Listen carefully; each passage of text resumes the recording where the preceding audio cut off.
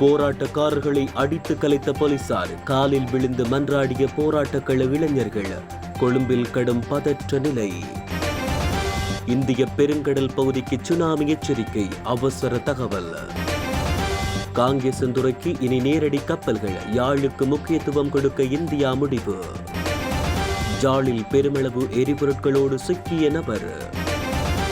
நாட்டை விட்டு வெளியேற துடிக்கும் மக்கள், லட்சக்கணக்கில் குவியும் கடவுச்சீட்டு கோரல் விண்ணப்பங்கள். 50 நாட்கள் காத்திருக்க வேண்டாம், கோட்டாகோகம போராட்டம் தொடர்பில் சனத் ஜெயசூரிய. நாளையும் சமையல் எரிவாயு கொள்கலன் விநியோகம் இடம்பெறாது, லிட்ரோ நிறுவனம். வன்முறைகளை தூண்டவில்லை, சம்பவங்கள் பின்னரே அறிந்தீர், நைசாக நழுவும் மகிந்த. எரிபொருள் சேகரிக்கும் 1000க்கும் மேற்பட்ட நபர்கள் அடையாளம். சபாரி விடந்தை அமைப்பதில் உள்ள இடர்பாடுகள் குறித்து ஸ்ரீதரன் ஆராய்வு. என்னால் மாத்திரம் நாட்டை மீட்க முடியாது, உண்மையை முதலில் ஒப்புக்கொண்டார் கோட்டா. வெற்றியுடன் நாடு திரும்பிய இலங்கை அணியினர். ஸ்ரீலங்கா அரசு தலைவர் கோட்டாபய ராஜபக்ஷவை பதவி விலகுமாறு வலியுறுத்தி காலை முகத்திடலில் முன்னெடுக்கப்பட்டு வரும் போராட்டம் நேற்றுடன் 50வது நாளை எட்டியுள்ளது. இதையொட்டி காலை முகத்திடலில் பல்வேறு எதிர்ப்பு நிகழ்வுகள் ஏற்பாடு செய்யப்பட்ட நிலையில் இதன் காரணமாக அலரி மாளிகைக்கு முன்பாக காவல்துறையினர் குவிக்கப்பட்டு பாதுகாப்பு பலப்படுத்தப்பட்டது. காலை முகத்திடல் போராட்டத்தின் 50வது நாளை பூர்த்தி செய்யும் வகையில் போராட்டத்தில் ஈடுபட்டுள்ளவர்களால் நேற்றைய தினம் பல்வேறு செயற்பாடுகள் முன்னெடுக்க திட்டமிடப்பட்டன. இந்நிலையில் நேற்று மாலை காலை முகத்திடல் போராட்டம் ஆரம்பமாகியிருந்ததை தொடர்ந்து இன்று கொள்ளுப்பட்டியிலிருந்து முன்னெடுக்க திட்டமிடப்பட்டுள்ள பேரணிக்கு எதிராக கொழும்பு கோட்டை நீதவான் நீதிமன்றம் நேற்று தடை உத்தரவு பிறப்பித்திருந்தது. தொடர்ந்தும் சூடுபிடித்து வருகின்ற போராட்டமானது இரவு 8 மணியளவில் சூடுபிடித்து போலீசாருடன் போராட்டக்காரர்கள் கடும் மோதல் நிலையை ஏற்படுத்தியிருந்தமையும் குறிப்பிடத்தக்கது. இதனைத் தொடர்ந்து உலக வர்த்தக மையத்திற்கு முன்னால் ஆர்ப்பாட்டத்தில் ஈடுபட்டவர்கள் மீது காவல்துறையினர் கண்ணீர் புகை தாக்குதலை மேற்கொண்டனர். அரசு தலைவர் மாளிகையை நோக்கி ஆர்ப்பாட்ட பேரணியை செல்ல விடாமல் தடுப்பதற்காக கொழும்பு லோட்டஸ் வீதியில் அதிக எண்ணிக்கையிலான காவல்துறையினர் குவிக்கப்பட்டு கடும் பதற்றம் ஏற்பட்டது. அதிகளவிலான கண்ணீர் புகை கொண்டு தாக்குதல் மற்றும் நீர்த்தார பிரயோகம் மேற்கொள்ளப்பட்டமையை தொடர்ந்து போராட்டக்காரர்கள் போலீசாரை கையில் கிடைத்த பொருட்களால் தாக்கியுள்ளனர். இதனால் களமிறங்கிய போலீஸ் மற்றும் ராணுவம் களத்தில் வன்முறையில் ஈடுபட்டோரை கைது செய்ததை தொடர்ந்து போராட்டம் கலைக்கப்பட்டது. இறுதியில் போராட்டக்காரர்கள் கைது செய்தோரை விடுவிக்குமாறு போலீசாரிடம் கைது செய்தோரை விடுவிக்க கோரி மன்றாடியதாகவும் அங்கிருந்து கிடைக்கும் தகவல்கள் உறுதிப்படுத்தின. 30 ஆண்டுகால யுத்தத்தை முடிவுக்கு கொண்டு வந்தமையால் சிங்கள மக்கள் மத்தியில் அசைக்க முடியாத நம்பிக்கையை பெற்ற ராஜபக்சர்களுக்கு எதிராக ஆரம்பிக்கப்பட்ட இந்த போராட்டம் உள்ளூரில் மாத்திரமன்றி சர்வதேசத்தின் கவனத்தையும் ஈர்த்திருக்கின்றமை குறிப்பிடத்தக்கது. கிழக்கு திமோர் கடற்கரையில் 6.1 ரிக்டர் அளவிலான நிலநடுக்கம் ஏற்பட்டதை தொடர்ந்து இந்திய பெருங்கடல் பகுதிக்கு சுனாமி எச்சரிக்கை விடுக்கப்பட்டுள்ளது. நேற்றைய தினம் கிழக்கு திமோருக்கும் இந்தோனேசியாவிற்கும் இடையே பிளவுபட்ட திமோர் தீவின் கிழக்கு முனையில் இருந்து 51.4 கிலோமீட்டர் அதாவது 32 மைல் ஆழத்தில் நிலநடுக்கம் ஏற்பட்டதாக அமெரிக்க புவியியல் ஆய்வு மையம் தெரிவித்தது. இந்த நிலநடுக்கம் இந்திய பெருங்கடல் பகுதியில் சுனாமியை உருவாக்கும் திறன் கொண்டதாக இருக்கலாம் என இந்திய பெருங்கடல் சுனாமி எச்சரிக்கை மற்றும் தணிப்பு அமைப்பு எச்சரிக்கை விடுத்துள்ளது. வடபகுதிக்கு தேவையான உதவிகளை கொழும்பு துறைமுகம் ஊடாக நகர்த்தாமல் நேரடியாகவே காங்கேசன்துறை துறைமுகத்துக்கு அனுப்புவதற்கு இந்தியா உடன்பட்டுள்ளது. இதன் மூலமாக எதிர்வரும் நாட்களில் காங்கேசன்துறை துறைமுகம் பரபரப்பாக மாறக்கூடும். குறிப்பாக வடமாகாணத்திற்கு தேவையான அத்தியாவசிய பொருட்கள், உர வகைகளை இவ்வாறு வழங்க இந்திய வெளியுறவு தலைமை இலங்கை கடத்தொழில் அமைச்சருடனான சந்திப்பின் போது முடிவு எட்டப்பட்டுள்ளது. மேலும் தமிழகத்தின் நாகப்பட்டினம் துறைமுகத்தில் இருந்து காங்கேசன்துறை துறைமுகத்திற்கு பொருட்களை இறக்குமதி செய்வதற்கான ஏற்பாடுகள் செய்யப்பட்டுள்ளதாகவும் கடல் தொழில் அமைச்சர் டக்ளஸ் தேவானந்தா குறிப்பிட்டார். தற்போதைய பொருளாதார நெருக்கடி நிலை தொடர்பில் ஆராயும் விசேட கூட்டம் ஒன்று யாழ்ப்பாண மாவட்ட செயலகத்தில் இன்று இடம்பெற்றது. இதில் கலந்து கொண்டு கருத்துரைத்த அமைச்சர் டக்ளஸ் தேவானந்தா எரிபொருள் விநியோகம் உள்ளிட்ட முக்கிய பிரச்சினைகள் தொடர்பில் இன்று ஆராயப்பட்டிருந்ததாக தெரிவித்தார். ஜாழ் சுன்னாகம் காவல் நிலைய பிரிவில் 11 பரல்களில் எரிபொருட்களை பதுக்கி வைத்த குற்றச்சாட்டில் ஒருவர் கைது செய்யப்பட்டார். 8 பரல்களில் மண்ணெண்ணெய், 2 பரல்களில் பெட்ரோல் மற்றும் 1 பரல் டீசல் என்பனவே இவ்வாறு கைப்பற்றப்பட்டுள்ளது. சுன்னாகம் மயிலங்காடு பகுதியில் உள்ள வீடொன்றோடு இணைந்த கடையொன்றில் இருந்து இன்று மாலை இவ்வாறு எரிபொருட்கள் மீட்கப்பட்டன. பெட்ரோல் 1 லிட்டர் 500 ரூபாய்க்கு விற்பனை செய்த போதே சந்தேக நபர் கைது செய்யப்பட்டதாக காவல்துறையினர் தெரிவித்தனர். சுன்னாகம் காவல் நிலைய பொறுப்பதிகாரி தலைமையிலான குழுவினரை இந்த கைது நடவடிக்கையை மேற்கொண்டனர். மண்ணெண்ணெய் சுமார் 1600 லிட்டர், பெட்ரோல் சுமார் 400 லிட்டர், டீசல் சுமார் 200 லிட்டர் இவ்வாறு கைப்பற்றப்பட்டுள்ளன. நாட்டில் தற்போது நிலவும் நெருக்கடி நிலை காரணமாக நாட்டை விட்டு மக்கள் வெளியேறி வருவதாக தெரிய வந்துள்ளது. இந்நிலையில் கடவுச்சீட்டு சேவை மற்றும் அதற்கு நிகரான 2500 டோக்கன்கள் நேற்று ஒரே நாளில் வழங்கப்பட்டன. அத்துடன் கடவுச்சீட்டு பெறுவதற்காக சிலர் வெளியில் தங்கியிருந்ததாக தெரிவிக்கப்படுகிறது. கடவுச்சீட்டு பெறுவதற்கு தினமும் சுமார் 2500 பேர் வரவழைக்கப்படுவதாகவும் மக்கள் கூட்டத்தால் திணைக்கள வளாகத்தில் கடும் நெரிசல் ஏற்பட்டுள்ளதாகவும் தெரிய வருகிறது. இதனால் வெளியில் தங்கியிருந்த மக்களுக்கும் திணைக்களத்தின் பாதுகாப்புக்காக செயற்படும் போலீஸ் அதிகாரிகளுக்கும் இடையில் முருகல் நிலையொன்று ஏற்பட்டுள்ளதாக தெரிவிக்கப்படுகிறது. அதேவேளை இலங்கையில் கடவுச்சீட்டு சேவைகளை பெற்றுக் கொள்வதற்கான நாளாந்த சேவைகள் அதிகரிக்கப்பட்டுள்ளதாக குடிவரவு குடியகல்வு திணைக்களம் தெரிவித்துள்ளது. மக்கள் எதிர்பார்க்கும் மாற்றத்தை வழங்க மேலும் 50 நாட்கள் காத்திருக்க வேண்டாம் என அரசியல்வாதிகளிடம் கோரிக்கை விடுப்பதாக இலங்கை கிரிக்கெட் அணியின் முன்னாள் நட்சத்திர துடுப்பாட்ட வீரர் சனத் ஜெயசூரிய தெரிவித்துள்ளார். காலிமுகத்தொடல் கோட்டா கோகம போராட்டம் ஆரம்பிக்கப்பட்டு 50 நாட்கள் நிறைவடைந்துள்ளமை தொடர்பில் ட்விட்டரில் இட்டுள்ள பதிவில் அவர் இதனை குறிப்பிட்டுள்ளார்.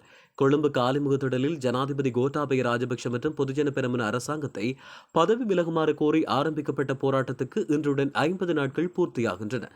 கடந்த ஏப்ரல் மாதம் 9ஆம் தேதி இளைஞர்களும் யுவதிகளும் காலிமுகத்தொடல் போராட்டத்தை ஆரம்பித்ததோடு போராட்டம் நடத்தும் இடத்திற்கு கோட்டா கோகம என்றும் பெயரிட்டனர்.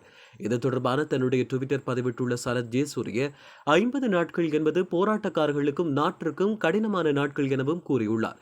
கோட்டா கோகம போராட்டக்காரர்கள் மற்றும் நாட்டிற்கும் கடந்த 50 நாட்கள் மிகவும் நீண்ட கடினமான நாட்கள்.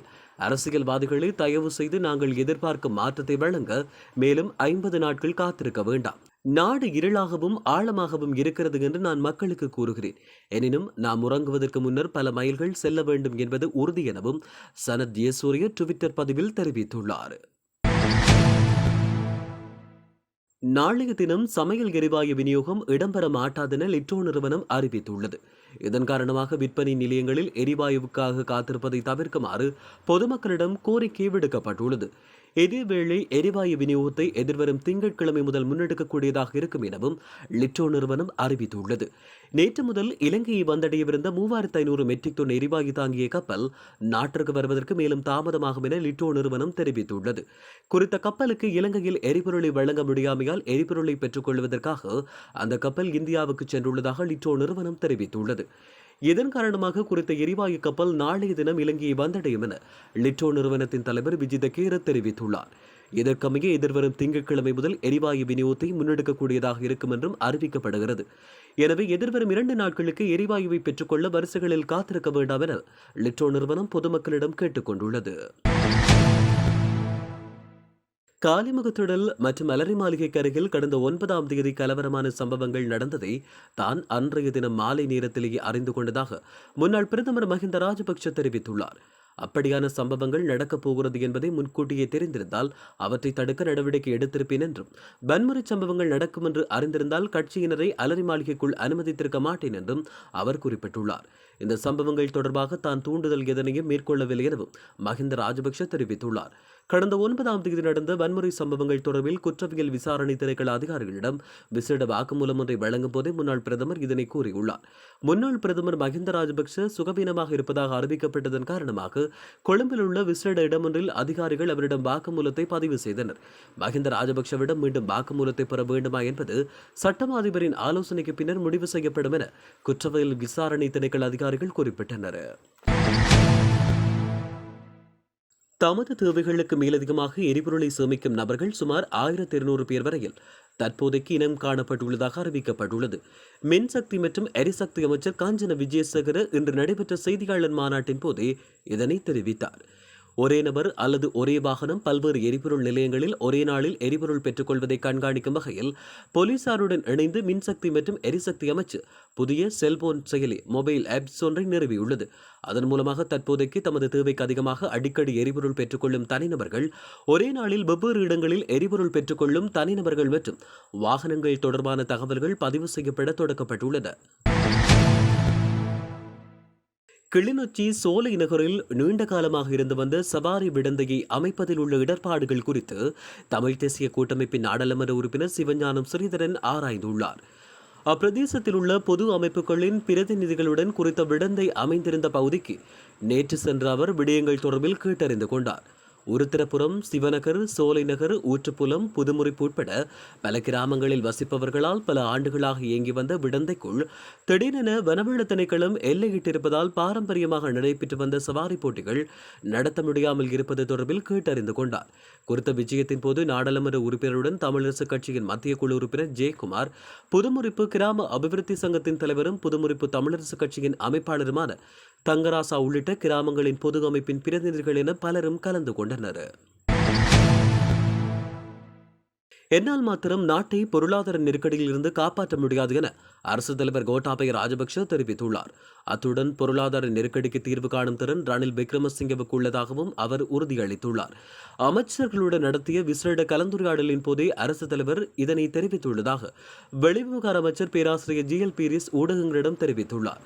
தொடர்ந்தும் கருத்துரைத்த அவர், புதிய பிரதமர் ரணில் விக்ரமசிங்கவுடன் இணைந்து பொருளாதார நெருக்கடியில் இருந்து நாட்டை மீட்பேன். பொருளாதார நெருக்கடிக்கு தீர்வு காணும் திறன் ரணில் விக்ரமசிங்கவுக்கு உண்டு.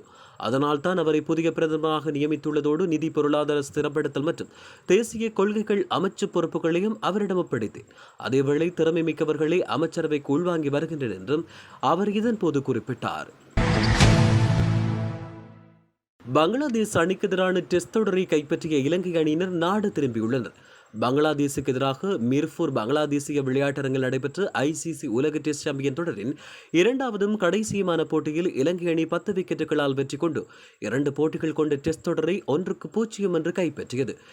மேலும் இந்த போட்டியின் சிறப்பாட்டக்காரராக அசித பெர்னாண்டோவும் தொடரின் சிறந்த வீரராக ஆஞ்சலோ மத்தியூஸும் தெரிவு செய்யப்பட்டனர்.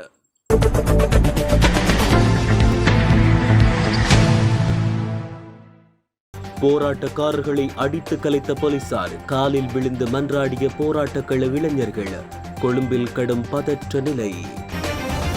இந்திய பெருங்கடல் பகுதிக்கு சுனாமி எச்சரிக்கை, அவசர தகவல். காங்கேசன்துறைக்கு இனி நேரடி கப்பல்கள், யாழுக்கு முக்கியத்துவம் கொடுக்க இந்தியா முடிவு. ஜாலில் பெருமளவு எரிபொருட்களோடு சிக்கிய நபர். நாட்டை விட்டு வெளியேற துடிக்கும் மக்கள், லட்சக்கணக்கில் குவியும் கடவுச்சீட்டு கோரல் விண்ணப்பங்கள். 50 நாட்கள் காத்திருக்க வேண்டாம், கோட்டா கோகம போராட்டம் தொடர்பில் சனத் ஜெயசூரிய. நாளையும் சமையல் எரிவாயு கொள்கலன் விநியோகம் இடம்பெறாது, லிட்ரோ நிறுவனம். வன்முறைகளை தூண்டவில்லை, சம்பவங்கள் பின்னரே அறிந்தேன், நைசாக நழுவும் மகிந்த. எரிபொருள் சேகரிக்கும் 1000க்கும் மேற்பட்ட நபர்கள் அடையாளம். சவாரி விடந்தை அமைப்பதில் உள்ள இடர்பாடுகள் குறித்து ஸ்ரீதரன் ஆராய்வு. என்னால் மாத்திரம் நாட்டை மீட்க முடியாது, உண்மையை முதலில் ஒப்புக்கொண்டார் கோட்டா. வெற்றியுடன் நாடு திரும்பிய இலங்கை அணியினர்.